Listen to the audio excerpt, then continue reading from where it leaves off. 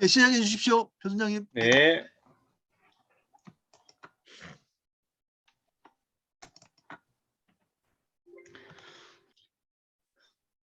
안녕하십니까. 제주도에 있는 표연봉입니다.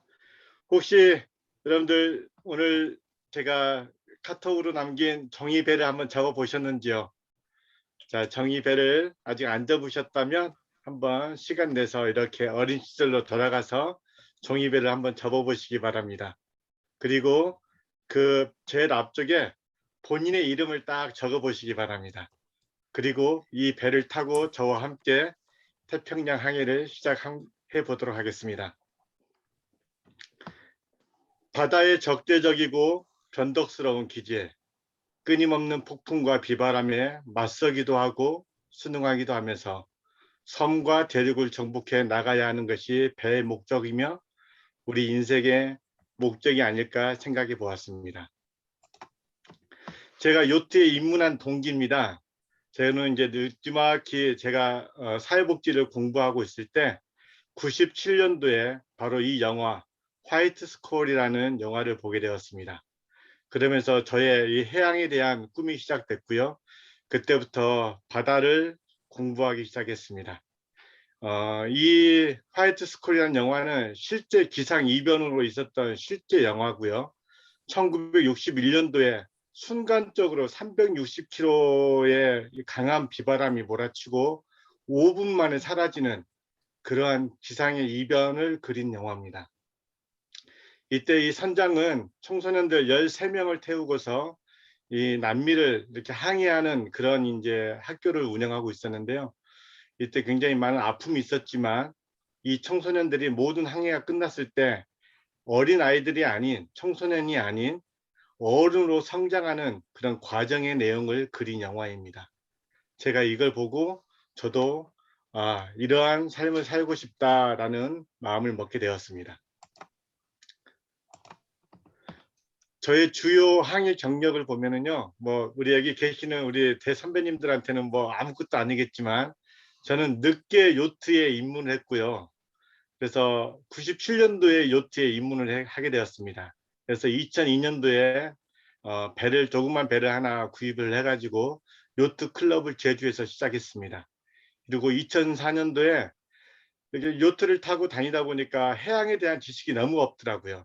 그래서 다시 제주대학교에 있는 해양학과에 제가 3학년으로 편입을 해서 3급 항해사와 6급 기관사를 땄고요. 그리고 2005년도에 제가 학교에 있을 때 일본이 독도를 본인의 땅이라고 했을 때 안 되겠다 싶어 우리 제주대학교 학생들 7명과 함께 위에 보시는 이 사진의 우리 학생들인데요. 이렇게 함께 요트를 타고서 제주에서 독도까지, 그 당시에는 흔치 않은 일이었습니다.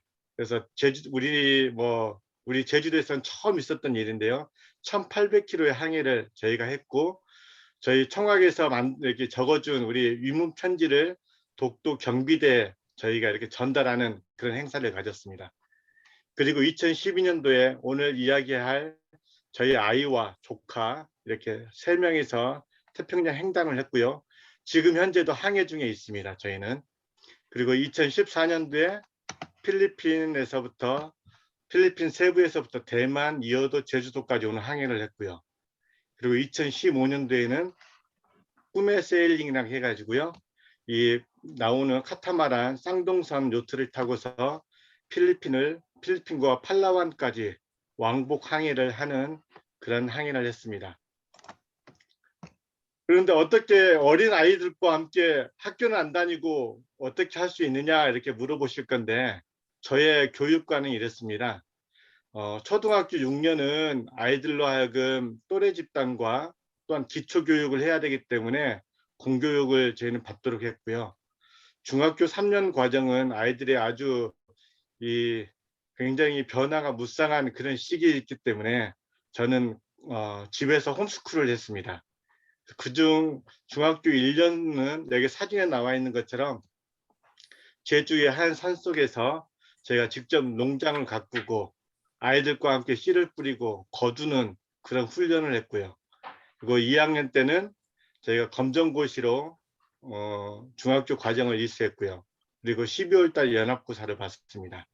특히 저희 아들 같은 경우는 4월에 시험을 보고 범선 코리아나를 타고서 약 2달 동안 최연소로 이렇게 범선 코리아나 선원으로서 2달 동안 여행을 했는데요. 그 코스가 여수에서 나가사키, 그리고 거제의 조선축제, 그리고 울릉도와 독도를 잇는 요트 대회, 그리고 부산 바다의 축제, 그리고 여수 엑스포까지 참관하는 그러한 경험을 했고요. 그 중 3학년 때는 저희가 조그만 요트를 구입해서 1년간의 항해를 했습니다. 오늘 이 이야기를 하려고 하고 있습니다. 저희가 항해했던 가장 큰 기대의 효과로는 아이들에게 저는 이러한 6가지의 사상을 좀 심어주고 싶었습니다. 첫 번째는 상상하라, 그리고 계획하라, 실천하라였습니다. 상상한다는 것은 용기가 없으면 안 되는 거고요. 계획한다는 것은 신념이 없으면 안 되고, 실천하는 것에 있어서는 열정이 없으면 안 된다는 것을 경험을 통해서 가르쳐주고 싶어서 이 일을 시작하게 되었습니다. 우리가 이제 그림으로 보는, 이제 한 장으로 보는 저희 항해 루트입니다. 비행기를 타고 LA로 넘어갔고요. LA에서 다시금 플로리다 포트 로드레일로 넘어갔습니다. 그래서 바로 이곳에서부터 항해를 시작해가지고 이제 캐리비안을 건너서 파나마 운하를 건너고 태평양으로 해서 피지를 거쳐 이렇게 일본까지 이렇게 올라왔습니다. 자, 그 내용을 지금부터 간단하게 설명해 드리도록 하겠습니다. 저희는 이제 검정고시를 봤기 때문에 시간이 많이 남았습니다, 아이들이. 그래서 짬짬이 아이들과 함께 시간만 되면 생존 훈련, 그 누구도 가보지 않은 길이었기 때문에 아이들에게 함께 바다를 알리는 교육을 많이 했습니다. 근데 실제 저희가 이 교육을 하면서 아이들을 저 제주 앞바다 저 해상으로 보트를 타고 나가서 직접 그곳에서 이렇게 슈트만 입고 한 500m씩 수영하는 훈련도 해봤고요. 또 스쿠버 장비를 차고 바닷속 30m까지 내려가 보는 훈련도 해봤고요. 이러한 훈련들을 많이 해봤습니다. 근데 실제 이러한 경험들이 저희의 삶에 다 와닿았습니다. 이렇게 훈련을 하고 저희가 이제 2012년 12월 달에 이제 떠나는 모습입니다. 저희가 도착한 곳은 플로리다에 있는 포트 로드데일인데요. 조그만 수로인데도 불구하고 이렇게 수많은 요트들이, 정말 우리나라로 말하면 조그만 하천인데 하천 안에 대형 슈퍼 요트들부터 시작해서 이런 많은 요트들이 이렇게 있는 걸 보고 깜짝 놀랐습니다. 저희 배가 이쯤에 있었는데요. 이 배를 저희가 이렇게 인수할 때의 모습입니다. 이 배는 프랑스 듀포사에서 만든 41피트의 돛대가 2개 달린 캐치라는 그런 요트입니다. 그래서 저희가 이 배를 인수를 받고 저희가 이 설레는 마음으로 우리 아이들은 이렇게 배를 청소하고 제일 먼저 하는 것이 이렇게 청소하는 일입니다. 청소를 하고 쓸고 닦고, 그리고 가장 중요한 게 훈련이기 때문에, 체력이기 때문에 틈틈이 저희가 이렇게 운동을 많이 했습니다. 그리고 이렇게 시간 날 때에는 이 조그만 수로인데도 불구하고 이곳 안까지 돌고래, 그리고 이구아나, 매너티까지 이렇게 왔다 갔다 하는 모습들을 보고 상당히 놀랐습니다. 그리고 저희가 이제 준비해간 이곳은 이 백인들의 동네였는데요. 저희 동양인들이 이 요트에서 저희가 2달 동안 생활하는 모습을 보고 처음에는 굉장히 안 좋게 생각하더라고요. 근데 아침과 저녁으로 이렇게 악기를 연주하고 또 운동을 하고, 그리고 지나가는 사람들한테 항상 인사하고 주변을 최대한 깨끗하게 청소하는 모습 보고 나중에는 다 친구가 되었습니다. 그리고 주변에 있는 이렇게 이제 지금 이제 요트 안입니다. 요트 안에서 짬짬이 학과 공부를 또 공부하기도 하고요. 지금 여기서 보는 것은 세계에서 제일 먼저 시작된다는 마이애미 보트쇼입니다. 저는 뭐 요즘 우리 한국에도 보트쇼를 하고는 있지만 아직도 이곳을 따라가기는 멀었다라고 생각됩니다. 정말 어마어마했었습니다. 해상은 해상대로, 또 실내는 실내대로. 그래서 이러한 세상이 펼쳐진다는 것을 알게 되었습니다. 이렇게 직접 보트 이렇게 샵에 가서 이제 안전 장비들을 모두 준비하고요. 라이프 라프트도 이렇게 구입을 해서 저희가 이제 저희 배에 다 싣고 모든 출항 준비를 다 마쳤을 때 이제 라이프 라프트를 저희가 구입하는데 여기에 사장이 저희를 딱 부르더만 하는 말이 자기의 물건을 사가서는 좋은데 이것을 절대 사용 안 하기를 바란다 그러더라고요. 왜 사용했을 때는 굉장히 위급한 상황이기 때문에. 근데 저희는 결국 사용하고 말았습니다. 이야기는 나중에 해드릴게요. 자, 이렇게 하고 이제 출국을 위해서 모든 CIQ를 다 마친 다음에 동네에 있는 친구들과 마지막 작별 인사를 하고 이렇게 다 이렇게 인사를 하면서 저희가 선물을 나눠드렸습니다. 사람들에게. 이건 지금 손에 다 들고 있는 게 우리 한국에 나와 있는 김입니다. 김. 이 김을 우리가 한국 마트에 가서 잔뜩 사가지고 선물을 해줬더니 맥주 안주에 먹기는 아주 좋았다라고 짭조름하니 그래서 아주 너무너무 좋아했습니다. 이렇게 해서 결국 이제 저희는 마지막 기념 촬영을 하고 저희가 이제 항해를 시작했습니다. 저희가 첫 이제 연습 시업 항해로 시작한 게 바로 이곳 포트 로드레드에서 출발해서 대서양을 이렇게 건너서 바하마 그리고 이곳까지 약 600마일을 항해하는 곳입니다. 중간중간 기척지들이 많이 있었기 때문에 큰 어려움 없이 이 캐리비안을 저희가 즐길 수 있었고요.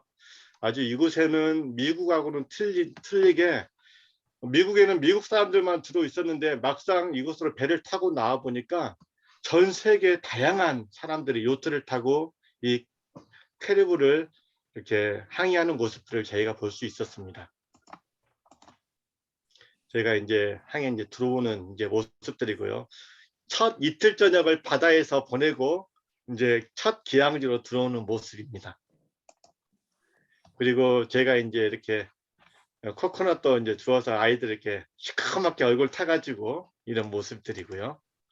그리고 이런 매너티입니다. 인어공주라고 하는 매너티도 저희가 이렇게 민물을 배를 청소하기 위해서 이렇게 민물을 쏘면 이 매너티들이 그 물을 먹기 위해서 이렇게 올라옵니다. 그리고 그들의 돼지코를 갖다가 저희한테 보여주면서 입을 벌리면서 물을 달라라고 하고요. 이러한 광경 속에서 저희가 시간들을 보냈고요. 또 저희가 이곳을 수영하면서 넘어오면서 여기 보면은 이 랍스타의 일종인데요. 랍스타 그리고 대왕소라 그다음에 이런 것들을 제가 직접 스노클링해서 잡기도 하고 하면서 이곳에서 아주 재밌는 시간들을 보내왔습니다. 이렇게 해서 이 600마일의 항해를 저희가 한 15일 정도 걸쳐서 이렇게 천천히 여행하면서 왔는데요. 굉장히 많은 걸 느꼈고 또 다양한 세일러들을 만나게 되었습니다. 이제 2차 이제 항해 루트입니다. 이때는 저희가 이곳에서부터 출발해 가지고 자메이카까지 가는 600마일의 350마일의 항해입니다. 약 3일 동안 쉬지 않고 이곳을 이제 건너가는 건데요. 저희가 이곳을 출발할 때 바로 이 지점 자메이카 이 근접 해역으로 저희가 접어들 때 해적 아닌 해적을 비슷하게 만났습니다. 저희는 이제 요트가 이제 속도가 느리기 때문에 저희는 이제 가고 있는데 갑자기 보트가 저희 옆으로 달라붙으면서 술을 달라는 겁니다. 계속 술을 달라고 한 30분 가까이 저희 배를 뱅글뱅글 돌면서 이렇게 하는데 저희 아이들이 막 노래도 부르고 못 들은 척 이야기도 하고 춤도 추고 하면서 그 상황을 모면한 적이 있습니다. 결국은 아무 문제 없이 아주 재밌게 넘어왔고요. 이것이 이제 자메이카에 있는 이제 킹스턴이라는 항구를 이제 들어가는 곳인데 저희가 3일 저녁을 처음으로 항해를 하다 보니 원래 새로운 모르는 항구에 들어갈 때는 절대 밤에 들어가지 말으라고 저희는 이제 공부를 했었는데 저희는 지치기도 하고 빨리 가서 쉬고 싶다는 그런 이제 강박관념 때문에 이 수로를 무시하고 그냥 통과를 했습니다. 그래서 잘 통과했는데 바로 이 지점에서 저희 배가 킬이 이 뻘에 이렇게 걸치면서 배가 멈춰버렸습니다.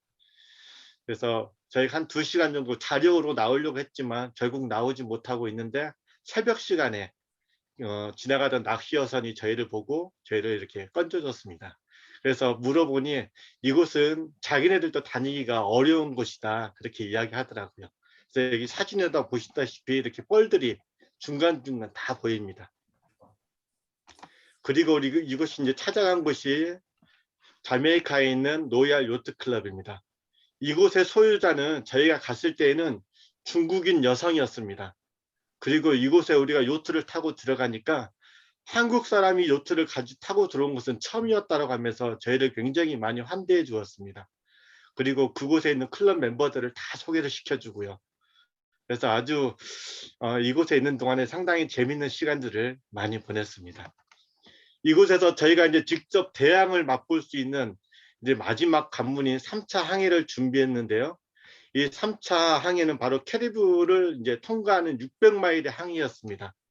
이곳을 우리가 안전하게 건너야지만이 태평양을 건널 수 있겠다라는 이제 그런 마음 가지고서 저희가 이 작은 대양, 이 카리브를 항해하기 시작했습니다. 이곳을 항해할 때 저희가 가장 먼저 맞닥뜨린 게 바로 이 스콜이었습니다. 처음에는 이 스콜을 그렇게 대수롭지 않게 생각했습니다. 그냥 지나가는 소랑비 정도 생각했는데 알고 보니 이 스콜은 어마어마한 바람과 비를 동반했었습니다. 그래서 이때 저희가 배운 것은 게으르면 당한다, 움직여야 산다, 이런 이제 마음을 가졌습니다. 왜냐하면 저희는 바람을 이용해서 건너가는 배였기 때문에 이때 귀찮다고 돛을 이렇게 접거나 감지 않으면 이 바람에 배가 이렇게 될 수가 있었습니다. 그래서 저희가 한번 당하고 나서 정신 바짝 차리고 그 다음부터는 스콜이 만들어질 때마다 바로바로 배를 세일을 조정하고 아니면은 다른 먼 방향으로 돌아서 가고 이제 그런 식으로 했고요. 그리고 스콜이 넘어올 때는 저희는 이 바다에 대청소를 하는 날이었습니다.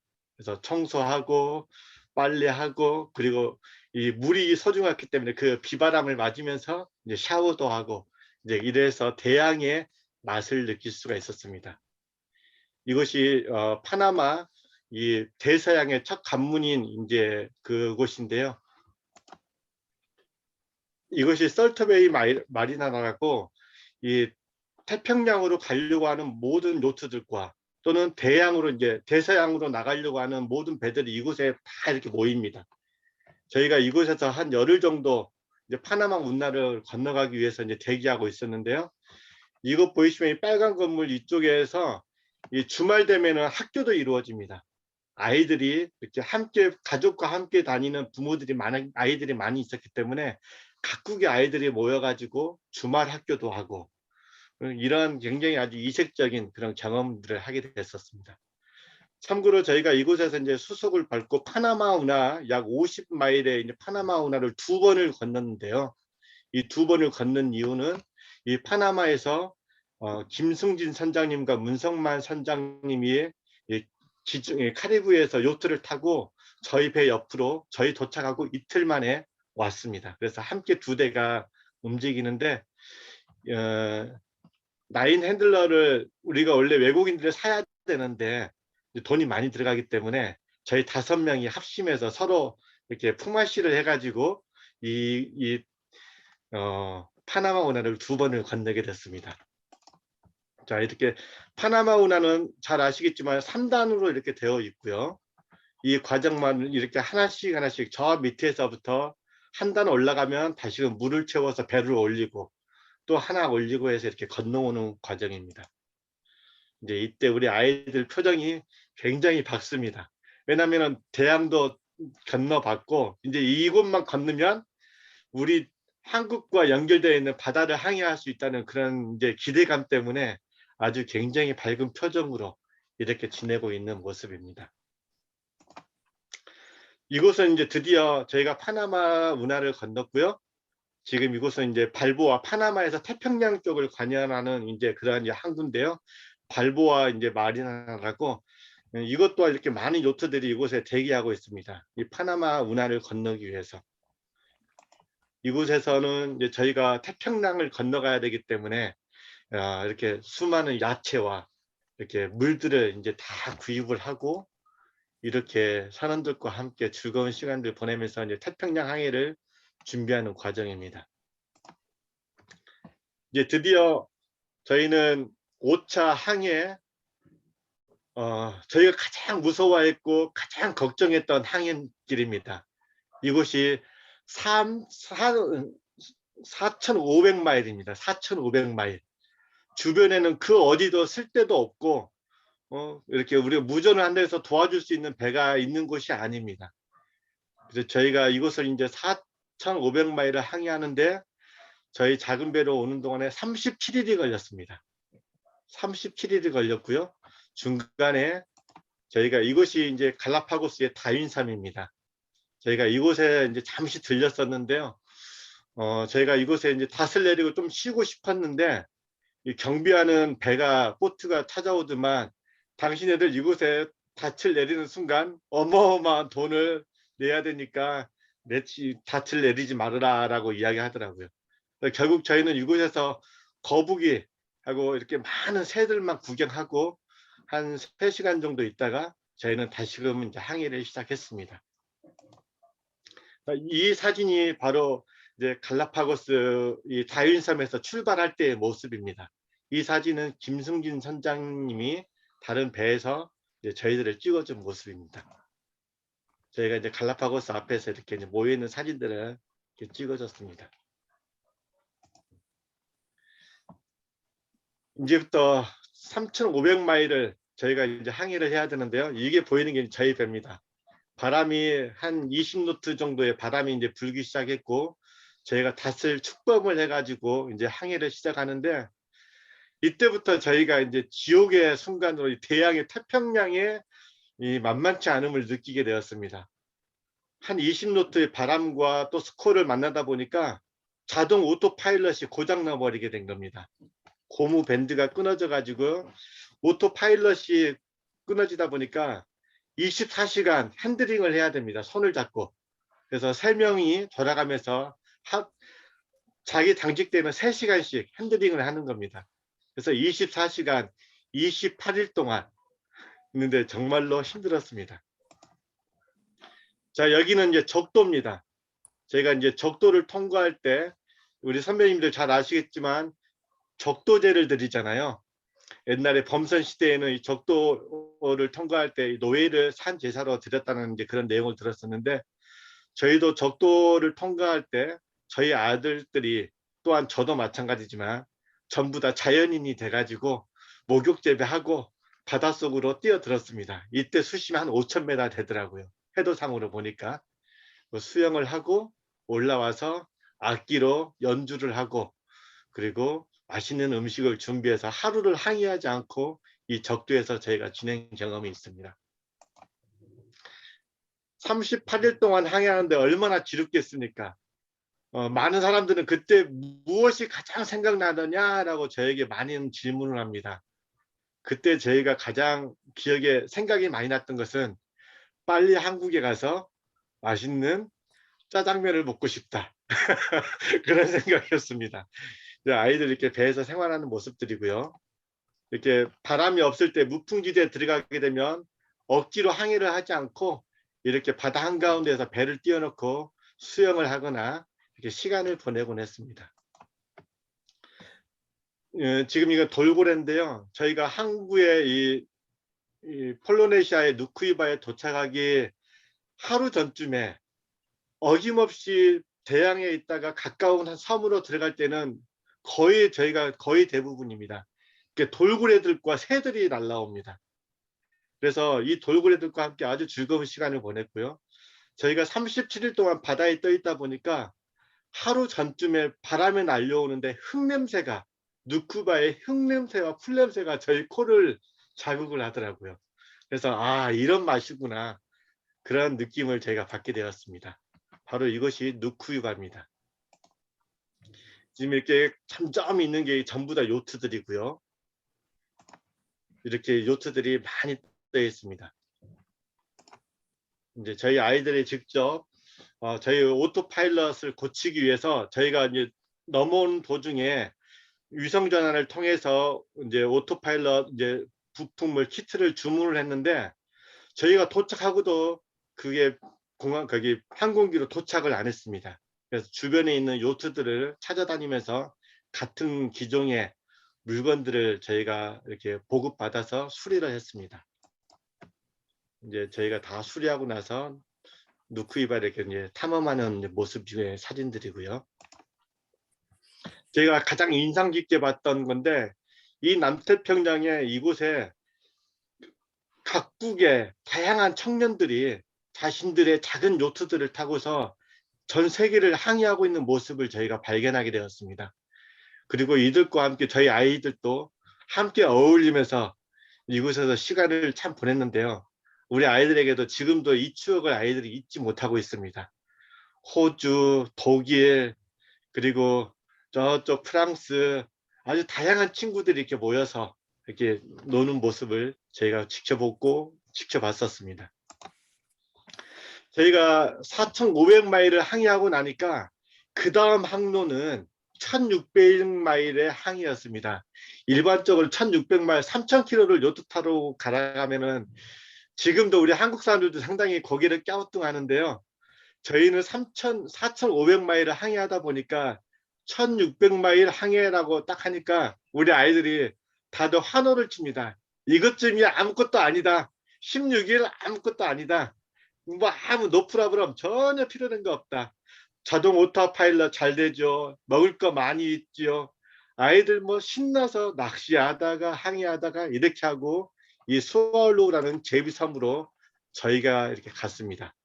이곳은 인구가 2명이 있습니다. 2명. 촌장 2명. 자, 제가 보여드릴게요. 이곳은 어떤 곳이냐면 이렇게 상어들이 많이 있고요. 만타가 있고요.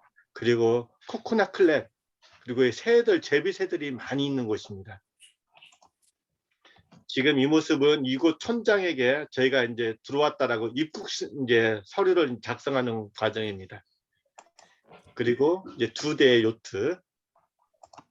그리고 이곳에서도 이제 여러 이 작은 섬인데도 불구하고 이렇게 한 6대의 요트들이 모여 있습니다. 각국이 다 틀리고요. 지금 여기에 보이는 이 2 부부는 남아공에서 온 부부들이고요. 지금 사진 찍고 있는 분은 프랑스에서 오신 분이고요. 이게 다양한 분들이 있는데 이분들에게 우리 항해 이야기를 전달해줬고 한국의 문화에 대해서 이야기를 했었습니다. 이때 한참 한국이 K-팝으로 뜨고 있을 텐데 바로 강남 스타일의 그 샤이의 강남 스타일이었습니다. 그래서 우리 아이들이 이것서 말춤도 추고 그러면서 우리 한국을 알리는 그런 아주 재밌는 시간들이었습니다. 이렇게 해질녘이면 각 배에 이렇게 사람들이 나와서 거의 코코넛 그 클랩도 잡고 그리고 코코넛 그걸 가지고서 모닥불을 피우면서 노래 부르면서 시간을 보내고 했었습니다. 특히 제가 소개시켜주고 싶은 한 부부가 있는데요. 남은 33, 여자는 28입니다. 이들은 캐나다 사람인데 3년 동안 본인들이 직접 배를 만들었고요. 그리고 그 배에는 엔진이 없습니다. 길이는 26피트, 약 한 8m 정도 되는 배인데요. 이 배를 타고서 태평양을 항해하고 있었습니다. 오로지 배는 솔라 판넬 2장 뿐이 없었고요. 자그마한 무전기하고 배터리, 그게 전부 다인데도 불구하고 아무런 불편함 없이 이 태평양을 항해하고 있는 모습을 저희가 보고 우리 배는 항공모함이구나 이제 그런 생각을 하곤 했었습니다. 여기가 김승진 선장님이고 저희 조카입니다. 저희가 기름 5리터를 주고 이 코코넛 클랩들을 가서 잡아갖고 왔습니다. 이렇게 큰 코코넛 클랩을 잡아서 저희가 먹고 이렇게 놀았던 기억이 있습니다. 그리고 이곳 또한 수아울로라는 이곳도 한국 사람이 한 번도 들어오지 않았던 곳이라고 하더라고요.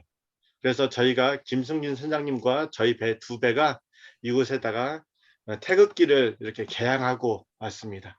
그래서 아마 글쎄요, 아마 지금은 기상이변으로 물수위가 많이 올라가기 때문에 없어졌을 수도 있겠지만 아마 없어지지 않았다면 이 태극기가 아마 지금도 지금 펄럭거리고 있지 않을까 이렇게 생각됩니다.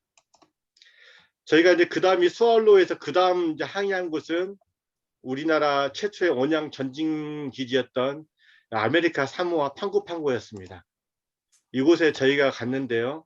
이곳이 판구판구의 이제 환경인데 저희가 도착하고 나서 이곳에 있는 우리 한인들에게 아주 굉장히 슬픈 소식을 듣게 되었습니다.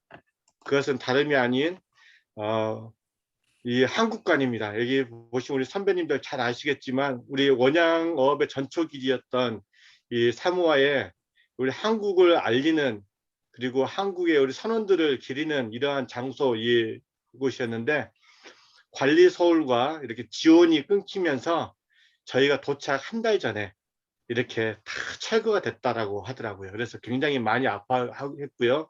지금 이 자리에는 인도네시아에서 체육관을 만들어줘서 이곳 사람들이 이 지역, 이 땅에다가 운동장에 체육 스포츠 센터를 만들어서 생활하고 있다라는 이야기를 듣게 되었습니다. 그리고 저희 아이들이 이제 간 곳이 바로 우리 선원들의 묘지입니다. 이제 선원들의 묘지 가서 직접 참배하고, 우리나라가 어려웠던 시기에 우리나라를 이렇게 키웠던 분들에게 이제 묵념하고 돌아오는 그런 이제 시간을 가졌습니다. 그리고 저희가 또 굉장히 이제 어깨가 좀 으쓱했었는데요. 다름 아닌 동원 참치가 이곳에 공장을 가지고 있었습니다. 그래서 이곳에서 이제 통조림 캔을 만드는 이제 공장인데요. 이 사모아의 판고판고에 있는 이 청년들은 살면서 3가지 선택을 한다고 합니다. 첫 번째, 공부를 정말 잘해서 본토로 넘어가든가, 아니면 군인이 되든가, 아니면 이곳에 취직을 해서 안정된 삶을 살든가, 이 3가지를 선택한다는데, 바로 이 동원 참치가 우리 한국 이 회사로서 이곳에 자리 잡고 있었습니다. 그래서 이분 여기에 있는 선장님들과도 저희가 교류를 하면서 아주 즐거운 시간을 보낸 기억이 있습니다. 저희가 죄송합니다. 시간이 얼마 안 되기 때문에 빨리빨리 넘어가겠습니다. 그 다음 간 곳은 바로 피지. 불과 100년 전까지만 해도 이곳에서는 거기 식인종들이 있었다는 곳입니다. 그래서 이제 피지에 저희가 이제 들어갔고요. 피지의 군다 포인트라는 곳입니다. 이곳에서도 이제 저희가 배를 몰고 가니까 이렇게 다양한 요트 선주들과 그곳에 있는 이제 직원들이 나와서 기타로 노래를 부르면서 저희들을 환영해주는 그런 아주 멋진 그런 세레모니를 받았습니다. 저희 이제 아이들이 그곳 직원들과 이제 친해져 가지고, 그리고 이제 피지에 여기는 이제 학교인데요. 저희 아이들이 이제 동양에서 이렇게 왔기 때문에 요트를 타고 여행하고 있는 모습을 이곳 학교 아이들에게 이제 우리 한국 문화를 알려주는 그런 이제 시간을 저희가 이제 갖게 되었습니다. 그리고 올라간 곳은 피지의 가장 북단 투마라는 곳이고요. 여기 할아버지는 혼자서, 영국 할아버지인데 혼자서 요트를 타고 세계 여행을 하고 계셨습니다. 이제 이 누투마도 마찬가지로 저희가 이제 이곳에 있는 학교, 지금 여기가 이제 교장 선생님이신데요. 이분을 이제 찾아가서 우리가 이러이러한 여행을 하고 있다라고 이야기하고, 이곳 아이들에게 이제 저희의 항해 이야기를 들려주고, 또 한국이 어떤 곳인지 저희가 이제 설명해주는 그런 시간을 가졌고요. 그렇게 하고 나니까 우리 교장 선생님이 저희를 스포츠데이, 이제 체육대회에 초대해가지고 직접 우리 교장 선생님과 함께 우리 아이들이 스포츠데이를 관람도 하고 그런 즐거운 시간을 가졌고요. 또 이제 그게 또 소문이 퍼져가지고 마을 축제에 저희들을 초대해서 저희 아이들이 이제 시간을 가졌는데, 여기 밑에 사진을 보면은 저희 2아이가 이제 밥을 먹고 있는데, 여기는 스푼으로 먹는 게 아니라 손으로, 한 손으로 이렇게 비벼서 손으로 이렇게 먹습니다. 근데 파리들이 너무 많기 때문에 이 여학생이 앉아가지고 앞에 앉아가지고 밥 식사 끝날 때까지 부채질을 해주는 겁니다. 그래서 너무나 제가 황송하기도 하고 우리 아이들이 눈을 어디다가 둘지를 모르더라고요. 그래서 이제 이러한 이제 좋은 시간도 가졌고요. 지역 주민들과 이렇게 좋은 관계도 가졌고, 이제 이 2분의 이제 어르신들을 저희가 만났는데요. 이곳의 유일한 의사 선생님들이었습니다. 이제 이분들은 피지 본토로도 얼마든지 갈 수 있는 환경이었는데, 자신들이 이곳을 떠나게 되면 이곳에 의료인이 없기 때문에 안 된다라는 거 본인의 사명이라 생각하고 이곳에서 조그만 농장을 일구면서 의료 봉사를 하고 계셨던 분들입니다. 자, 그리고 이제 간 곳이 세계에서 3번째로 작은 나라 나우루입니다. 이곳 나우루 공화국은요, 우리나라 서울 용산구 정도뿐이 하지 않습니다. 이제 제가 보니까 2020년 기준으로 인구가 10만 843명이고요. 적도에서 약 30도 정도 밑에 있습니다. 남쪽에. 그래서 저희가 볼 때는 이곳이 감옥인 줄 알았어요. 우리의 생각으로 볼 때는 주변에 아무 섬도 없습니다. 근데 이곳이 우리가 볼 때는 감옥이었는데 저희가 막상 이곳에 가서 보니까 이곳에서도 감옥이 있더라고요. 그래서 저희가 이곳에 가서 직접 이곳 이제 악기 봉사를 저희들 아이들이 했기 때문에 감옥에 가서 직접 그 재수자들과 앞에서 이제 악기 봉사도 해주고 이제 그런 시간들을 많이 가졌었는데 그런 이야기가 되다 보니까 저희 배가 이렇게 있는데 이곳이 놀이터가 돼 버렸습니다. 저희 배에 딱 들어오면은 이 배 위에다가 물건들을 놓을 수가 없습니다. 아이들이 다 가져가 버립니다.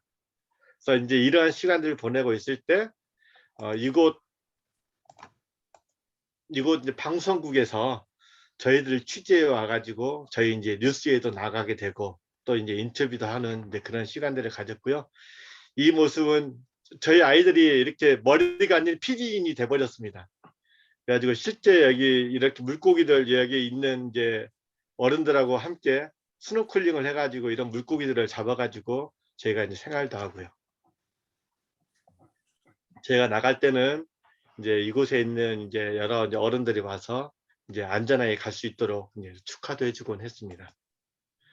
그리고 이제 거의 여정이 끝나가는데요. 이곳은 이제 미크로네시아에 있는 이제 폼페이라는 곳인데요. 이곳에는 우리 동원산업의 이제 그 기지국이 있는 곳이었습니다. 지금 보이는 이 배가 저희 배였고요. 이 배가 이제 저희 배고요. 이곳에 있을 때 바로 이제 이 참치를 잡는 이 우리 동원 참치가 이곳에 있었습니다. 그래서 이곳에 있을 때는 너무나 천국 같은 시간을 보냈습니다. 왜냐하면 이곳에는 이 선장님이 저희들 배를 초대해서 식사 때마다 맛있는 한국식 음식을 해줬기 때문에 또한 이제 저희만 간 게 아니라 여기 있는 외국에 있는 여러 외국 세일러들을 데리고 가서 우리 한국 사람들은 이래야 가면서 이제 제가 좀 목에 힘도 주고 하는 그런 시간들을 가졌습니다. 여기 우리 선장님인데요. 헬기 타고 본인들은 이렇게 다닌다라고 하면서 이 원양어업의 아주 멋진 이야기들을 우리 아이들한테 들려줬습니다. 그리고 이제 저희는 갈 때마다 웬만하면 그 지역의 학교들을 방문해서 이렇게 이제 청소년들과 함께 교류를 했고요. 저희 아들의 여자친구였습니다. 그리고 이제 그곳에 있는 이제 여러 세일러들이 함께 저희가 이제 활동을 했었는데요. 여기에 있는 두 친구는 네덜란드 친구인데 결국은 저희 한국까지 왔습니다. 저희 집에서도 이제 며칠 머물었고요. 이 두 부부는 일본 친구, 그리고 이 두 부부는 이제 미국에 있는 친구들이고요. 그리고 이제 여기 할머니도 이제 미국 분인데 아주 참 재밌는 시간들을 많이 보냈습니다. 특히 이곳에 계신 아무튼 이 할머니, 할아버지 이런 모든 분들과 함께 정말로 재밌는 시간을 보냈고요. 이렇게 저녁 시간대 되면 이렇게 마리나에 이렇게 나와가지고 각자의 음식들을 준비해가지고 나와서 함께 파트락 하면서 시간들 보내고 정보 나누고 이런 시간들이 우리 아이들에게 굉장히 많은 인생에 도움이 됐으리라 생각이 됩니다. 그리고 이때 저희가 정글의 법칙, 김병만의 정글의 법칙 했던 이 김병만 팀들을 이곳에서 만나게 됐습니다. 그래서 아이들이 이곳에서 함께 여행을 했고요. 이곳에 함께 왔던 그 방송국 그 국장님께서 우리가 성공하면 아침마당에 불러줄 테니까 너희네들의 여행 이야기를 좀 들려주라 했는데 아직 저희가 성공을 하지 못했기 때문에 그곳에는 아직 참석하지 못했습니다. 이렇게 이제 여행을 이제 거의 마지막 이제 끝나갈 때쯤 저희는 이제 마지막 우리나라 이제 대한민국 이웃에 있는 일본 이제 지치시마까지 1,800마일 항해를 할 때였습니다. 이때부터가 이 이야기의 진짜입니다. 이제 항해를 하고서 1,800마일 약 18일 정도의 항해를 이제 쭉 하고 가는데 도착한 4일 전부터 일본에서 계속 연락이 옵니다. 우리는 이곳에 들어가겠다라고 하는데 들어오면 안 된다는 것입니다. 왜 안 되냐 했더니만 저희 배가 이 선박 증서가 중간에 말소가 돼 버렸던 것입니다. 저희는 전혀 그런 내용을 모르고 항해를 아무 문제 없이 각 국마다 문제 없이 항해를 했는데 이게 이제 말소가 되면서 저희는 항해를 하지 못하게 됐었습니다. 그때 김현빈 수상관님께서 저희들을 도와주셔가지고 안전하게 이렇게 일본에 도착할 수 있게 됐고요. 그래서 일본 지치시마에서 도착했는데 문제는 해상보안청 직원들의 너무 강압적인 이렇게 취조 때문에 저희가 결국 이곳에서 하루만 있고 바로 그 다음날 다시금 출발해서 이곳 일본 지치시마에 출발해가지고 일본 본토로 향해서 출발하는 도중에 저희가 이렇게 이제 오면서 이때 2013년도에 화산이 폭발했습니다. 그리고 그 화산을 직접 저희가 이렇게 물속에서 올라오는 용우름치는 광경도 목격하고요. 또 밤에는 이 빨간 이 불기둥이 용암이 차오르는 것도 저희가 보면서 왔는데 문제는 저기압을 만나 가지고 이 저희가 1년 동안 바다에 있을 때는 따뜻했기 때문에 괜찮은데 위도 북이 27도 이상 올라오다 보니까 이 겨울바람을 저희가 견딜 수가 없었습니다. 그래서 이 계절풍을 만나면서 결국 저희 배는 이렇게 되고 말았습니다. 그리고 토우하고 돌아오는 도중 저희 일본 해상보안청에서 저희 배를 이제 견인해 주겠다라고 하면서 견인하는 도중 한 9시간 만에 이 견인줄이 끊어지면서 저희 배는 바로 이 지점에서 이제 실종되고 말았고요. 저희는 이때 김현빈 이 수상관님의 도움으로 저희가 안전하게 구출이 됐고 이제 한국까지 올 수 있게 되었습니다. 그래서 우리 여기 이제 김현빈 이제 수상관님 계시는데요. 이제 이분의 도움으로 당시에 우리 여기 대사관님이셨던 우리 이렇게 함께 모여서 인사도 나눴고요. 그리고 나서 이때 대사님께서 저에게 했던 말이 다시 할 수 있겠느냐라고 했을 때 저희가 10년 후에 다시 하겠습니다라고 인사했는데 그게 바로 이제 1년 남았습니다. 내년입니다. 그리고 한국에 돌아와서 2015년도 장보고 대상에 저희 아들이 최연소 태평양을 걷는 최연소 아이로서 이제 장보고 대상을 받게 됐고요. 그리고 지금 저희 아들은 이제 장성해서 해군에 입대해서 연평도에서 2년 동안 복무를 했고 지금 제대하고 지금 이제 대학에서 물리치료를 공부하고 있습니다. 시간이 많이 갔기 때문에 간략하면 저희는 바다에서 이제 항해학교를 이렇게 요약했습니다. 바다 항해 교육을 했고요. 그리고 선상 생활을 하면서 이러한 추억들을 만들었고요. 또 여러 다양한 팀워크를 활동을 하면서 다양한 관계를 가졌고 다양한 문화를 제가 접했고요. 또 가는 곳마다 다양한 사람들의 멘토들을 만나서 인생에 대한 이야기를 들었고요. 그리고 아이들 스스로 꿈을 꾸게 했고요. 그 꿈을 가지고서 용기와 신념과 열정을 간직한 아이로 자라나게 했습니다. 그리고 이제 현재 이 배인데요. 이 배는 제가 이제 작년에 이제 구입을 했습니다. 그래서 이 배를 가지고서 앞으로 이제 항해를 이제 새로 이제 2차 항해를 준비하고 있는 중이고요. 내년 5월 달쯤에 저희가 다시금 이곳 일본 이제 갈 수 있으면 이곳에서 이렇게 마지막 항해를 할 이제 생각을 가지고 있습니다. 그리고 갔다 와서는 이수신 장군의 23전 해전길을 청소년들을 태우고서 직접 항해하기를 원하고요. 그리고 그게 끝나고 이제 코로나가 다 풀리게 되면 이렇게 남쪽을 항해를 하는 이런 코스를 저희가 해보고 싶은 게 저의 꿈입니다. 이제 마지막인데요. 항구 하면 여러분들 잘 아시겠지만 항구의 등대는 어버이의 손짓이라고 저는 생각됩니다. 또한 방파제는 어버이의 강한 양팔이고요. 항구에 닻을 내린다는 것은 어버이 가슴에 안기는 것이 아닐까 저는 생각해 봅니다. 그래서 바다 항해는 인생의 교과서고요. 우리는 그 인생 바다를 항해하는 나만의 배를 운전하는 선장이 아닐까라고 이 항해기를 마무리하면서 정리해 봅니다. 그리고 저희의 급박했던 상황들에 대한 내용은 잠시 후에 우리 김현빈 우리 수상관님께서 저보다도 더 애타게 저희들을 도와주셨는데요. 그 이야기를 잠시 후에 들려주실 것입니다. 들어주셔서 감사합니다. 감사합니다. 예, 감사합니다. 이렇게 하겠습니다. 이제 워낙 멋집니다. 인생 바다에서는 누구나 선장이다. 너무 멋진 말 아닙니까? 그리고 세상 구경만큼 좋은 교과서가 없고 부모만큼 좋은 선생은 없다. 이제 저는 사실 편봉의 선장님 이렇게 뭐 하실 때 그저 저 파나마에서 출발해서 우리나라로 이렇게 일본 쪽 오다가 뭐 그렇게 된 줄 알았는데 그 중간중간에 또 기항지가 많아갖고 거기서 들러서 이제 자녀분들이 거기서 이제 활동하는 그런 것까지 이야기를 해 주셨습니다. 그러니까 아까도 말씀하셨는데 이제 그 자녀 교육의 일환이다 이거죠. 이게 이제 그 아까 항해학교, 예? 항해학교에서 그 자녀들이 이제 성장하도록 지도했다. 이제 그런 것이죠. 이제 그렇게 하는 가운데 우리가 이제 요트가 활용이 되었다 이런 취지로 말씀해 주셨는데 너무나 멋집니다. 너무나 멋지세요. 예, 예. 감사합니다. 예.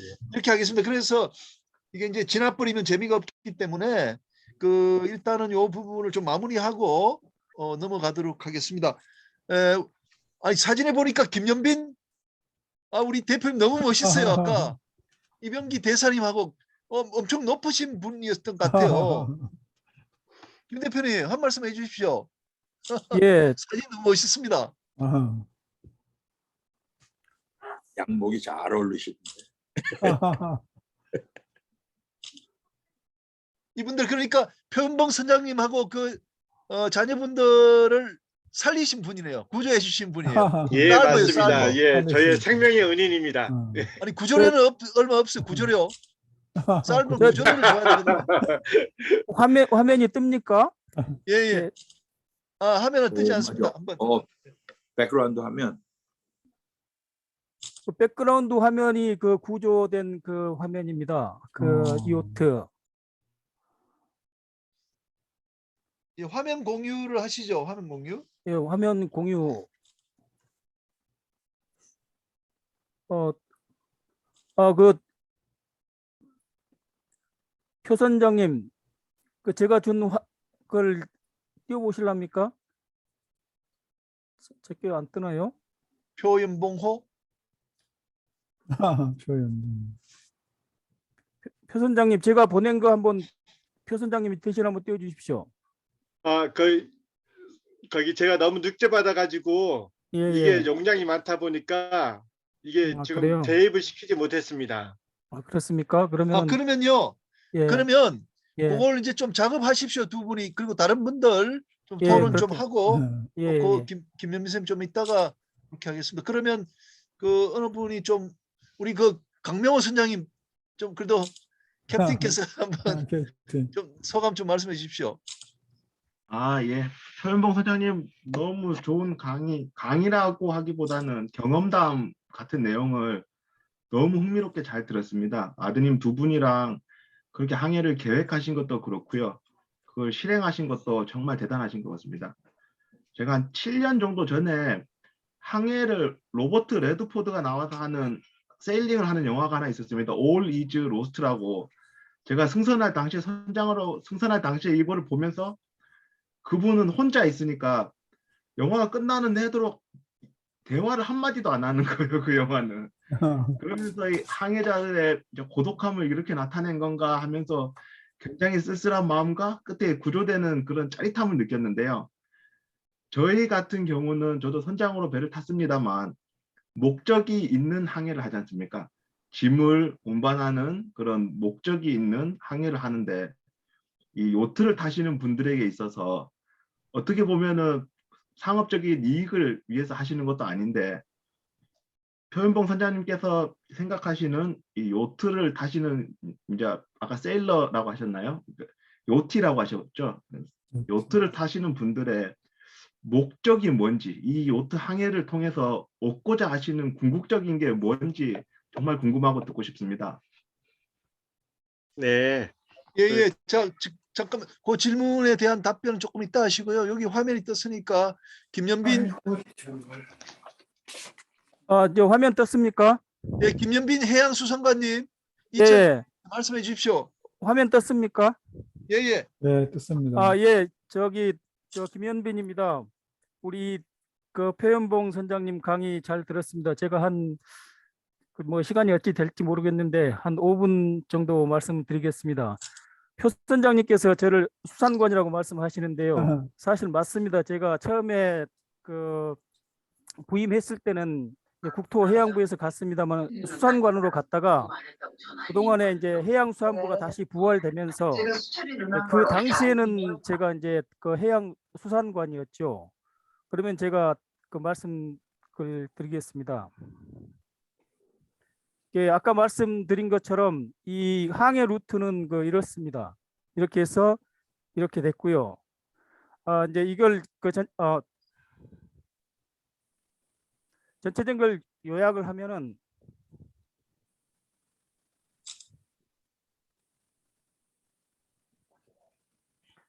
이게 그 요약을 하면은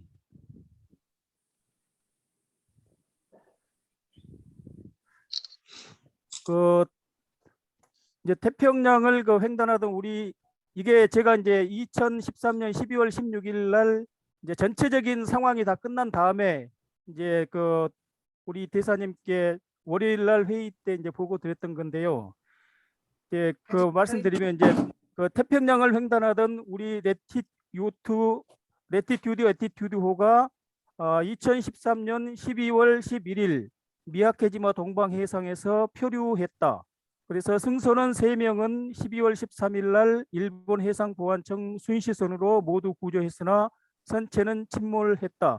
그렇게 이제 그 보고를 했습니다. 그리고 일본에 이 배가 들어올 때부터 그 항행 상태를 계속해서 확인하고 또 해상보안청과 연락 체제를 유지해서 인명사고를 뭐 예방했다고 이제 보고를 했습니다. 그거는 일본에 입역했던 거는 2013년 11월 20일부터 이런 상황이 발생했기 때문에 거의 한 달 정도 이 상황이 계속 지속이 됐고 이 상황을 제가 처음부터 끝까지 그 한 번도 빠지지 않고 계속해서 지켜봤습니다. 저는 이제 그 해양을 알리고 해양 사상을 고취하는 게 저의 가장 큰 목적이 그 생각하는 거였고 또 제가 그 바다 수영을 하고 또 좋아하고 그런 기 때문에 이 그 요트 항해하는 것에 대해서도 굉장히 관심을 가졌습니다.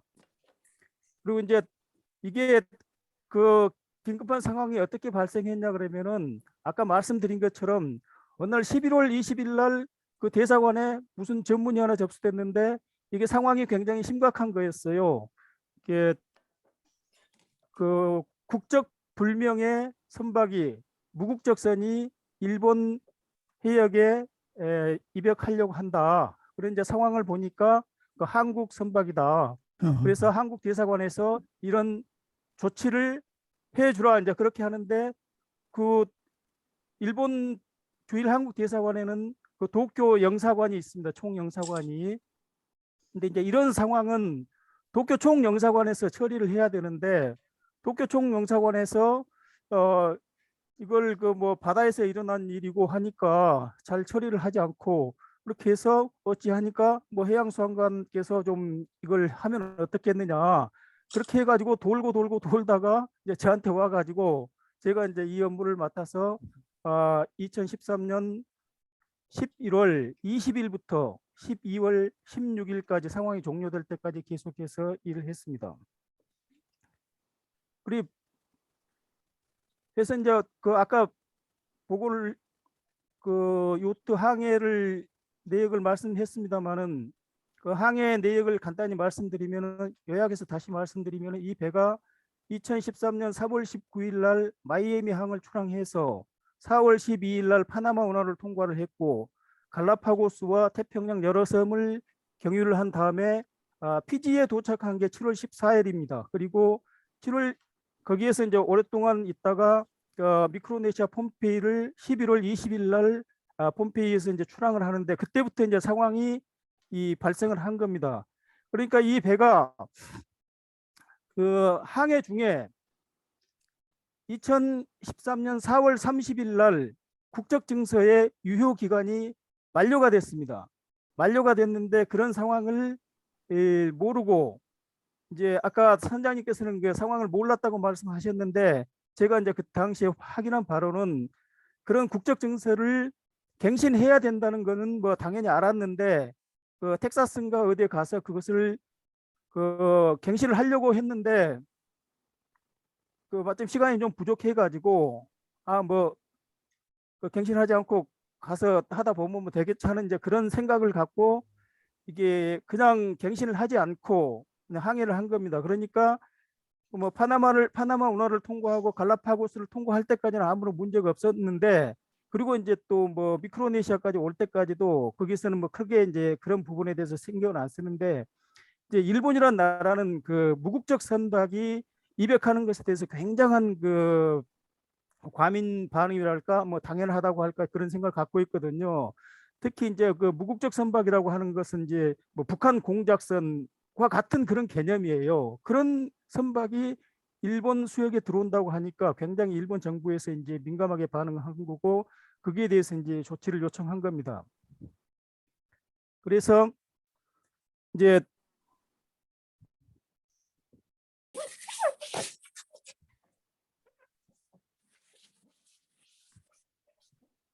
이런 그 우리가 여기 이제 구상서라고 있는데 우리 그 외교부에서 이런 선박이 일본 정부에 그 일본 수역에 들어오니까 일본 수역에 들어올 수 있도록 좀 조치를 해달라 하고 이제 그 아주 정중한 외교 문서를 그 일본 정부에 보내가지고 이제 일본 정부에서 뭐 이제 알았다 그렇게 이제 그 허락을 해서 이제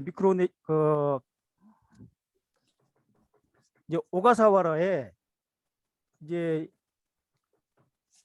그 2013년 12월 3일 날 입역을 하게 됩니다.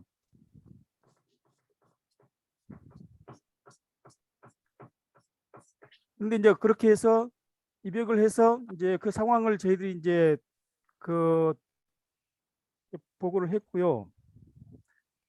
그렇게 해서 12월 3일 날 오가사와라에 기항을 한 다음에 이제 거기서 좀 아까 선장님 말씀드린 대로 좀 충분한 시간을 갖고 정비를 한 다음에 항해를 했으면 좋았는데 그 해상보안청에서 너무 좀 그 딱딱하게 대하는 바람에 바로 이제 그 출항을 한 것이 이제 거기서부터 이제 문제가 발생한 거. 그렇게 해가지고 이제 바로 그 아마 후쿠오카로 가려고 했던 것 같은데 거기에서 그 중간에 이제 기상이 나빠져 가지고 하치조지마로 이 부근에서 이제 그 악천후를 만나서 하치조지마라는 섬에 기항을 하려고 했는데 하치조지마 섬에서 아마 기항 허가를 안 해줬던 것 같아요. 그렇게 해가지고 거기서 이제 한 3일 동안 폭풍우 속에서 이제 휘말리게 됩니다.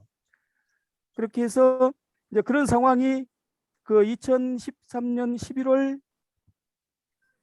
12월 11일 날 이제 아주 긴급한 상황이 발생해 가지고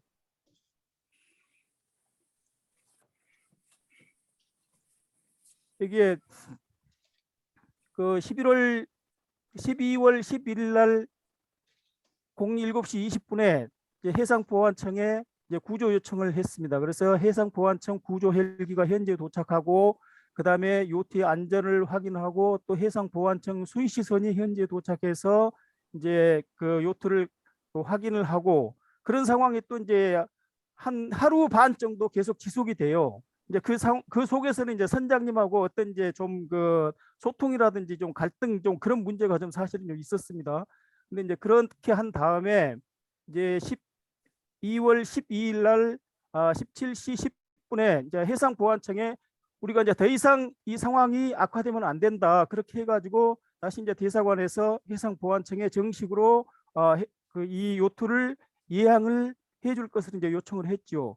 그렇게 해서 이제 그때가 12월 12일 오후 5시였는데 그렇게 이제 그 저녁에 돼가지고 어려워서 하룻밤을 샌 다음에 이 헬기까지 다 동원됐고 이제 했는데 그 다음 날 12월 13일 날 9시 45분에 이제 그 선원 3명을 이제 그 해상보안청에서 구조를 하고 요트는 그대로 이제 공선 상태로 예항을 합니다. 그런데 예항 도중에 2013년 12월 13일 21시 36분 경에 이제 그 요트가 끊어져 가지고 이게 침몰을 해요. 그래서 이제 밤새도록 자기들 찾고 또 항공기까지 동원해서 이걸 찾았는데 예, 찾지 못하고 그냥 그 수색이 종료가 됐습니다. 그렇게 해서 이제 귀향을 해서 요코스카까지 귀향을 했고 거기서 다시 작은 배로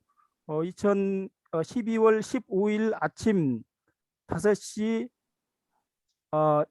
15일 아침 8시에 저희들이 이제 그 요코하마의 해상보안청 사무실에 가서 우리 그 선장님과 선원들 3명을 이제 인수를 한 겁니다. 이건 이제 일본 정부에서 우리 대한민국 정부에 그 선장 그 임명을 그 3명을 저희들한테 이제 인도를 해줬죠. 그래서 저희 그 요코하마 총영사관의 이준영 영사하고 저하고 현재 가서 이제 인도 인수를 했습니다. 근데 그 지금 이준영 영사님께 제가 이런 상황이 있으니까 오늘 좀 그 들어오라고 초청을 했는데 너무 바쁘다고 이제 들어오지를 못했어요. 그래서 그분은 지금 그 총경 승진해가지고 전남 도경의 홍보 담당관으로 있습니다.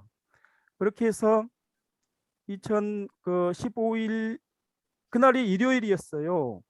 그렇게 해서 이제 하루는 그 도쿄에서 아마 친척분이 계셔가지고 거기서 주무시고 또 제가 이제 그 다음날 그 도쿄에 이제 우리 대사관에 그 대사를 예방할 수 있는 그런 그 기회를 만들었습니다. 그때 뭐 대사님께서도 아주 환영을 하고 해가지고 대사님을 만나 뵙고 아까 이제 그런 사진도 찍은 거죠. 그리고 난 다음에 이게 이제 그런 상황을 다 이제 정리했던 그런 겁니다. 이게 요트가 이렇게 이런 상황이었고 여기 이제 해상보안청에서 왔고 이게 구조가 돼서 이제 해상보안청 함정에 승선해서 이제 이렇게 하는 그런 상황입니다.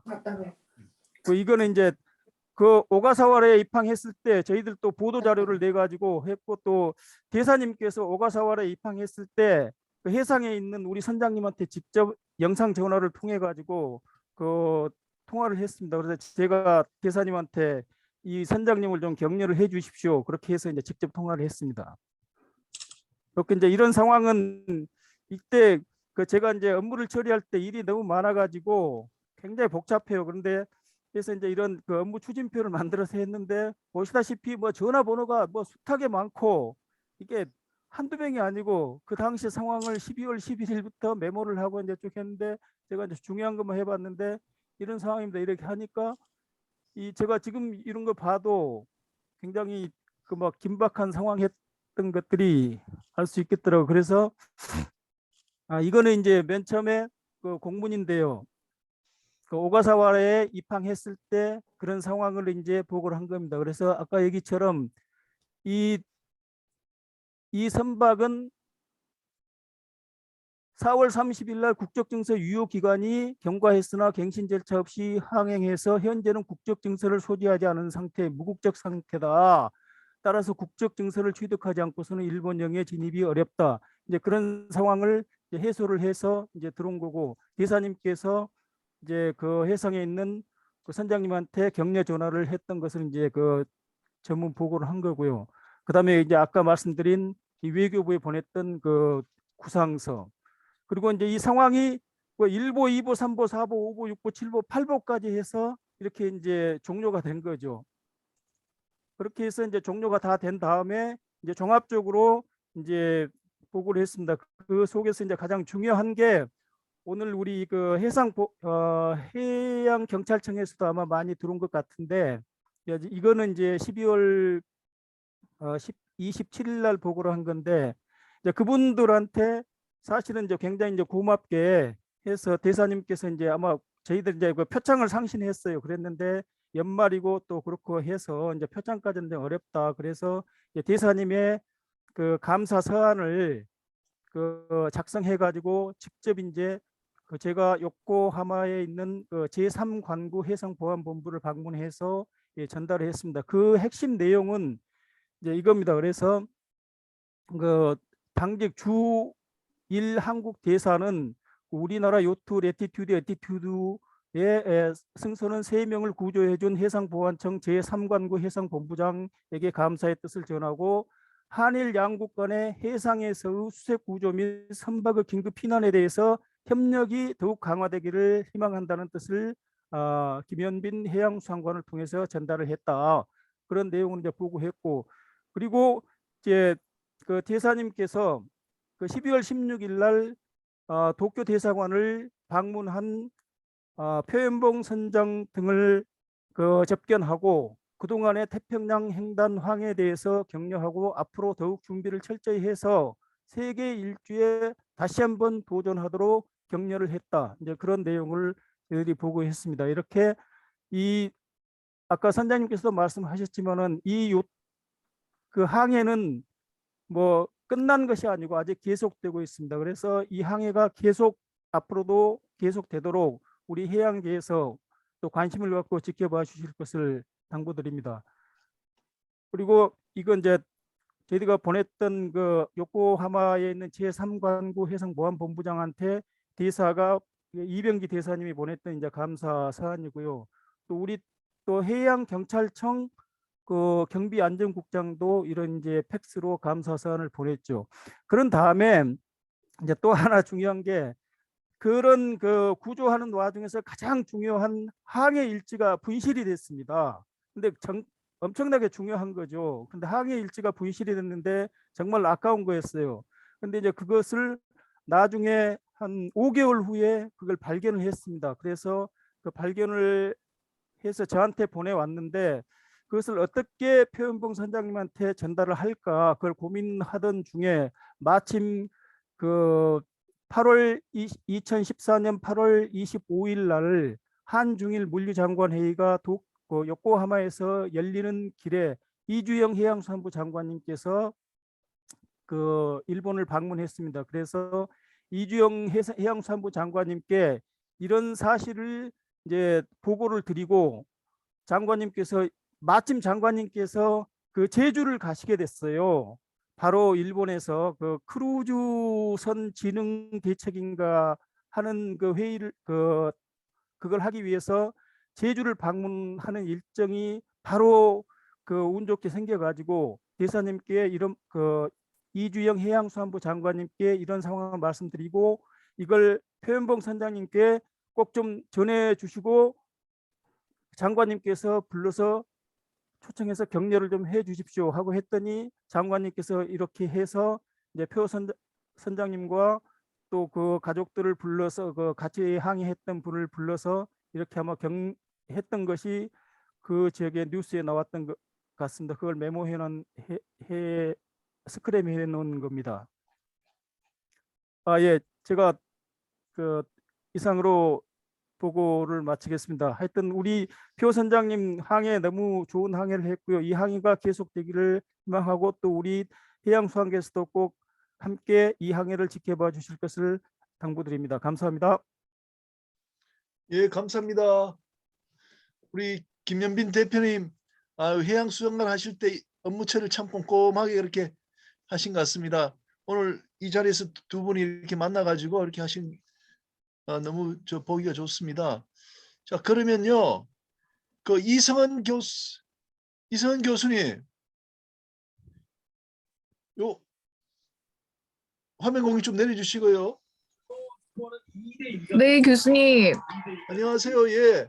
아니 다른 것보다도 아까 스왈로우 섬인가요? 스왈로우 섬. 그 2명 살고 있다 그랬는데 아까 표 선장님 말씀이 그게 이제 물에 잠겨가지고 없어졌을지도 모르겠다 이렇게 말씀하셨거든요.